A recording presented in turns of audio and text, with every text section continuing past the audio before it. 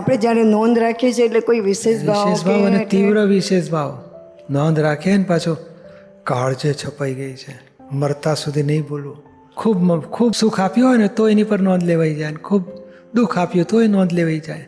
આ નોંધ માટે પછી શું જાગૃતિ શું રાખવી? હા, કોને દુઃખ આપ્યું, આપણા કોઝિસથી આપણને ઇફેક્ટ આવી, નિમિત્તનો શું ગુનો, એ જાગૃતિ રાખવાની. આપણને કંઈ પણ દુઃખ ભોગવવું પડે છે, આપણા કોઝિસની ઇફેક્ટ છે, કોઈનો દોષ જ નથી. એ જાગૃતિપૂર્વક ગોઠવવું પડે કે ના નિર્દોષ છે. બુદ્ધિ રહી રહીને દેખાડ કે મને કેટલો ત્રાસ આપ્યો, પણ ના એ ત્રાસ નહોતો એમણે આપ્યો, આપણા કર્મોએ ત્રાસ આપ્યો હતો. અને ચાલો ને એ અમુક ત્રાસ એ વ્યક્તિ આપ્યો હોય, આ પગનો દુખાવો કોણે મોકલ્યો, હાડકાં દુખે છે, કમર દુખે છે, કોણે મોકલ્યો? તો આપણા જ રોગો, આપણા જ કોઝિસની ઇફેક્ટ હોય છે, કોઈ નિમિત્ત ગુનેગાર હોતું નથી. એટલે જેટલું નિર્દોષ દેખાશે નોંધમાંથી છૂટી જઈશું.